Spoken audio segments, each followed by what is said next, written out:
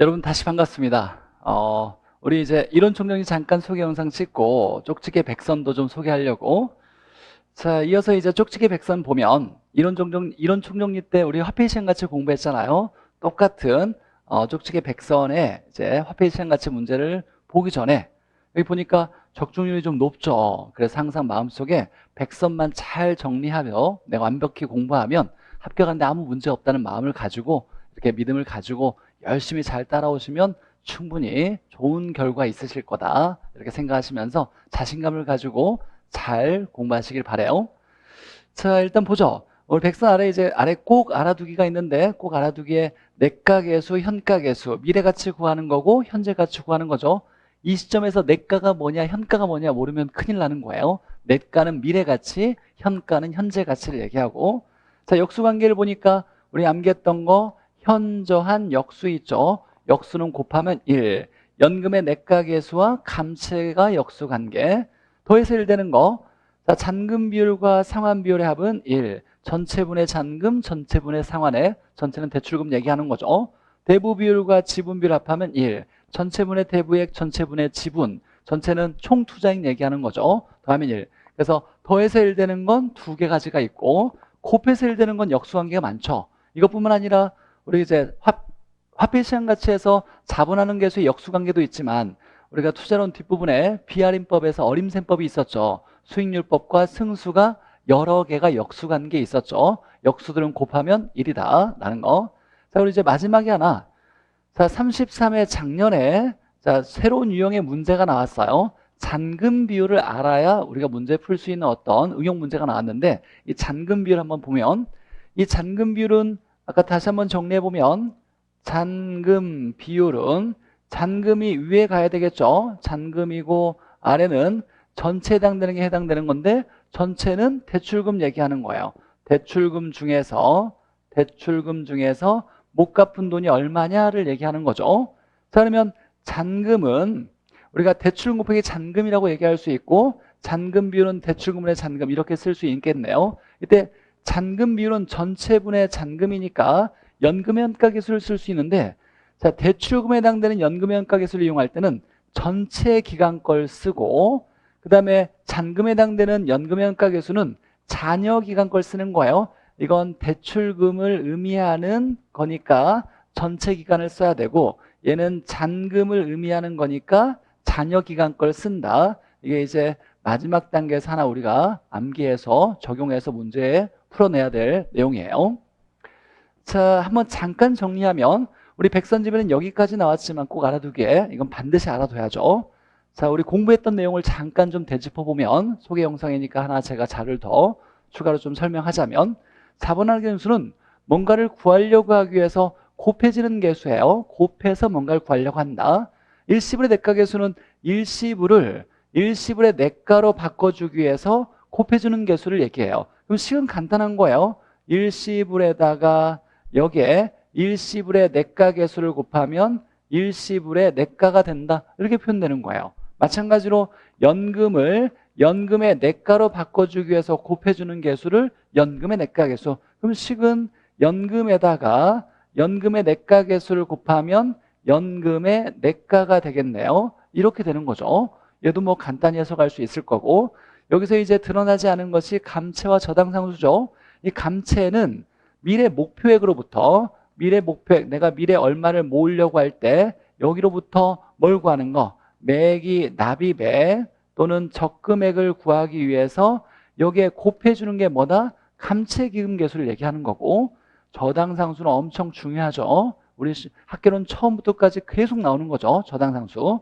얘는 대출금으로부터 뭘 구하는 거냐면 원리금을 구하기 위해서 곱해주는 계수예요. 저당상수를 곱해주면 얘를 구할 수 있다. 대출금 곱하기 저당상수는 원리금 이렇게 되는 거죠. 근데 중요한 건 이 원리금이 연금이 돼야 돼요. 매 금액 크기가 똑같아야 되니까 우리가 원리금을 매번 똑같이 갚아나가는 상환 방식은 뭐냐면 원리금 균등 방식이죠. 그래서 저당상수는 무조건 원리금 균등에서만 사용되는 거지 원금 균등 방식에서는 저당상수란 말 자체가 존재하지가 않아요.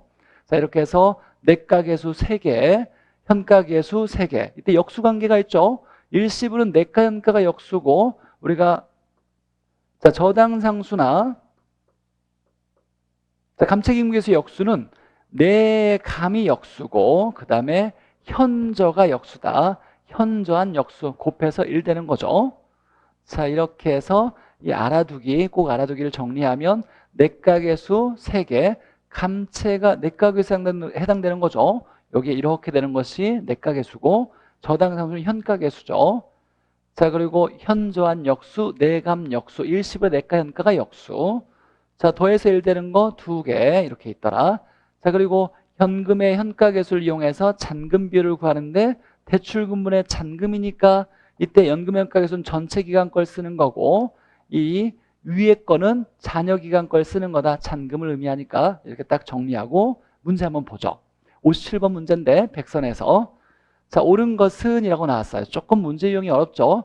답을 맞추려고 내는 문제가 아니라 가장 중요한 내용들을 모두 정리해서 문제로 내다 보니까 좀 어려운 유형들이 좀 많이 등장하고 있죠. 답 찾는 게 중요한 게 아니라 모든 지문을 다 이해하고 이해 안 되면 암기해서 시험장에 가야 된다. 이런 마음으로 공부하셔야 돼요. 자, 일시불의 현가계수, 연금의 현가계수, 감채기금계수는 현재가치계수이다. 아니죠. 우리가 현재가치계수는 저당상수가 나와야 돼요. 감채는 일시불의 내가, 연금의 내가 그 아래에 뭐가 있다? 감채가 있었어요. 감채는 내가계수고 여기에 현재가치계수가 되려면 일시불의 현가 아래, 연금의 현가 그 아래 저당상수가 있는 거예요. 저당상수가 들어가야 되고 자, 그 다음에 보니까 자, 저당상수와 연금의 미래가치계수의 곱은 1이다. 자, 곱은 1이다 라고 나오려면 역수관계가 돼야죠. 현저한 역수니까 연금의 현재가치계수와 저당상수가 역수다. 이렇게 나와야죠. 자, 디귿 보니까 원금균등이라고 나왔네요. 이거 나오면 딱 느낌이 와야 돼요. 자, 대출액으로부터 원리금 구할 때 대출금으로부터 상환할 금액, 상환액을 산정할 때 원리금이죠. 원리금 산정할 때 저당상수가 사용되는 건 맞긴 한데 얘는 무슨 방식에서 원리금 균등 방식에서만 저당상수가 나올 수 있죠. 이때 원리금 상환액이 매번 똑같아야 되는 연금 방식일 때만 해당되는 내용이니까. 자, 그 다음에 보니까 자, 릴에 현재 어쩌고 저쩌고 뭘 구할 때 뭐가 사용될 거냐고 물었는데 이렇게 나오면 항상 돈을 먼저 본다 그랬어요. 그래서 돈이 한 번 있냐 여러 번 있냐를 따져서 우리가 해석한다 그랬죠. 자 보니까 3억 원이라고 나왔네요. 얘는 일시불이죠. 일시불을 어쩌고 저쩌고 했을 때 10년 후의 가격으로 산정한다. 미래의 가격으로 산정한다고 나왔죠. 그러니까 일시불을 미래로 바꿔주는 거예요. 그럼 뭐가 사용된다? 일시불의 미래가치계수가 연금의 미래가치계수가 아니라 일시불의 미래가치계수가 사용된다. 이렇게 나와야 되고 자 미음에 보니까 자 미래에 일원을 만들기 위해서 미래 목표액을 만들기 위해서 납입액을 계산한대요. 얼마씩 내야 되겠냐라는 거죠. 미래 목표액으로부터 납입액 또는 이걸 적금액, 적립액이라고 하죠. 적립액, 적금액을 계산하려면 뭐가 사용된다? 감채가 사용된다 그랬죠. 감채기금계수가 사용되는데 보니까 연금의 내가계수의 역수가 사용된다고 했네요. 우리가 내감이 역수니까 감채를 다른 말로 연금의 내가계수의 역수라고 하죠. 그래서 우리가 화폐시험 같이 말문제에서 역수가 있냐 없냐가 중요하죠. 미음은 옳은 지문이다 라는 거. 자 그러면 기억, 니은, 디귿, 리은, 미음 중에 옳은 건 딱 하나 있고 뒤에 내용을 보면 잔금 비율은 잔금 비율은 1에서 상환 비율을 차감한 값이다. 자, 1 빼기 상환 비율은 잔금 비율이다 이렇게 나왔네요. 자, 그러면 얘를 마이너스 상환 비율을 이렇게 넘기면 잔금 비율 더하기 상환 비율은 1이다 이렇게 나오는 거잖아요. 맞는 얘기네요. 맞고 연금의 현가계수를 이용하여 구할 수 있다. 잔금 비율은 연금의 현가계수를 이용해서 구할 수가 있다. 맞는 얘기죠. 잔금 비율은 이렇게 구하는 거죠. 연금의 현가계수분의 연금의 현가계수인데 여기는 분모는 전체 기간을 의미하는 거고 전체 기간 거고 여기는 잔여 기간을 얘기하는 거죠. 이렇게 쓰면 잔금 비율이 된다고 했죠. 자, 우리가 잔금 비율 더하기 상환 비율 합은 1이니까 자, 1 빼기 상환 비율은 잔금이라고 할 수 있죠. 다시 한번 보면 잔금 비율과 상환 비율 합은 1이다. 그러면 얘를 넘기면 자 플러스가 마이너스 바뀌어져야 되니까 1 빼기 상환 비율은 잔금 비율이다. 맞네요. 그래서 비읍도 맞고 자 일시불의 현재 가치 계수는 이렇게 쓰는 거죠. 1 플러스 R의 N승분의 1인데 R이 커질수록 R이 커지면 분모 커지니까 전체는 뭐 한다? 작아진다.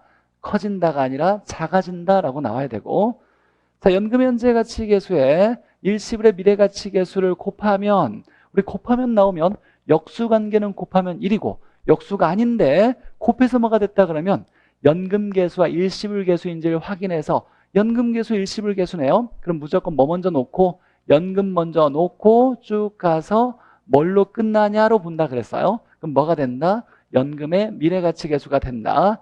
연금의 미래가치 계수가 된다. 맞네요. 그래서 옳은 건 몇 개? 3개. 근데 답을 찾는 게 중요한 게 아니라 모든 지문이 왜 틀렸고 왜 옳은지를 따져가지고 화폐 시간가치의 말 문제를 이렇게 이론 총정리 공부했던 걸 바탕으로 해서 여기 백서 문제를 풀고 이거 봤을 때 좀 더 이해 안 되면 이론 총정리를 다시 보고 그 다음에 전에 공부했던 내용도 다시 보면서 복습을 계속 해나가면서 준비를 다 전범위 끝내서 동영을 준비하는 거죠. 이렇게 딱 진행하면 분명히 합격하실 수 있을 거다. 여러분의 합격을 기원합니다. 제가 임경 교수님 왕십리에 촬영을 하는데 임경 교수님 수업 마지막에 이 화면을 또 띄워놨더라고요. 임경 교수님 마지막에 인사하시는 PPT 화면 같아요. 내가 쓰겠다 나도 쓰겠다 해가지고 빌려온 거예요. 합격하고 비행기 뭐냐? 합격하고 좋은 기분으로 비행기 타고 놀러 가셔라. 이렇게 행복한 시간 보내셔라. 그러기 위해서 좀 더 9, 10월 달에 힘들더라도 잘 견디시고 이겨내셔라. 이런 내용으로 이 화면을 만드신 것 같아요. 저도 같은 마음이다라는 거. 열심히 노력하셔서 합격하셔서 합격 후에 아주 행복한 시간 보내주면서 비행기 타고 놀러 가시라고. 자, 여기까지 해서 잠깐 소개 영상을 제가 영상을 보내드리고 좀 노력하셔서 이렇게 수업이 진행될 거라는 걸 참고하셔서 내가 필요할 것 같다. 나에게 이게 도움이 많이 될 것 같다라고 한다면 영상 신청하셔가지고 좋은 도움 됐으면 좋겠습니다. 감사합니다.